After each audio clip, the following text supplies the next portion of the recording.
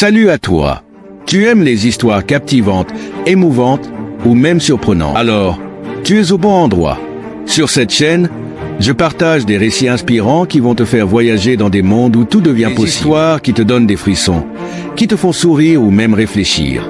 Si toi aussi tu veux t'évader, découvrir des histoires fascinantes et partager cette aventure avec moi, abonne-toi dès maintenant. N'oublie pas d'activer la cloche pour ne rater aucune de mes prochaines vidéos. À très bientôt pour de nouvelles aventures. Un vieux assis sur son banc, histoire d'un autre temps. Mystère et sage murmure des légendes qui nous assurent. Sous la lune il raconte des secrets qu'on affronte, des trésors cachés au loin, des rêves qui semblent si loin.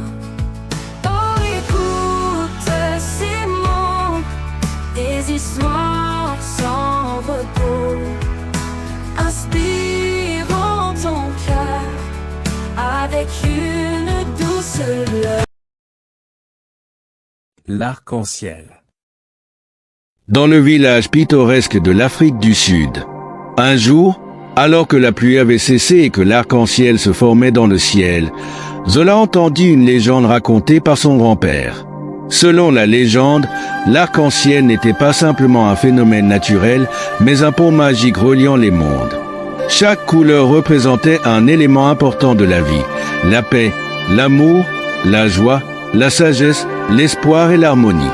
Les villageois croyaient que pour qu'un arc-en-ciel apparaisse, chaque couleur devait être en équilibre et les personnes devaient respecter ses valeurs. Zola, animé par la curiosité et le désir de comprendre, décida de partir à l'aventure pour découvrir le secret des couleurs de l'arc-en-ciel. Armée d'un carnet, de crayons de couleur et de son courage, elle se mit en route vers les collines où l'arc-en-ciel semblait toucher la terre. En chemin, Zola rencontra plusieurs personnes qui représentaient chaque couleur de l'arc-en-ciel: la paix, une vieille femme sage nommée Mama Amina, qui enseigna à Zola l'importance de la paix intérieure et de la résolution des conflits avec calme. L'amour, un couple âgé, Tina et Jabulani, qui montra à Zola la valeur de l'amour inconditionnel et du soutien mutuel dans une relation. La joie, un groupe d'enfants dirigé par Kwesi, qui apprit à Zola comment la joie et le rire apportent lumière et bonheur aux autres. La sagesse, un érudit, Moyo, qui partagea avec Zola des histoires et des leçons de vie, soulignant l'importance de la sagesse et de l'expérience. L'espoir, une jeune femme nommée Nandi, qui montra à Zola comment garder espoir et persévérance même dans les moments difficiles. L'harmonie, un musicien, Tabo, dont la musique unissait les gens, enseignant à Zola que l'harmonie est la clé pour vivre ensemble en paix. Chaque rencontre enrichit Zola de nouvelles connaissances et expériences, et elle commença à comprendre comment chaque couleur de l'arc-en-ciel était liée aux valeurs importantes dans la vie.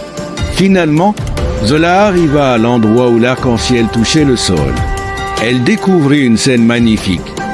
Un jardin secret rempli de fleurs aux couleurs éclatantes, représentant chaque couleur de l'arc-en-ciel. Elle réalisa que le véritable secret de l'arc-en-ciel était l'équilibre et l'harmonie entre ses valeurs essentielles. Zola retourna au village, partageant ses découvertes avec les villageois.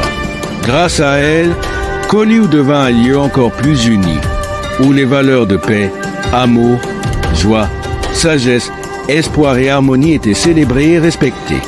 Les arcs-en-ciel continuèrent à illuminer le ciel, non seulement comme un phénomène naturel, mais comme un symbole vivant des principes que les villageois cherchaient à intégrer dans leur vie quotidienne.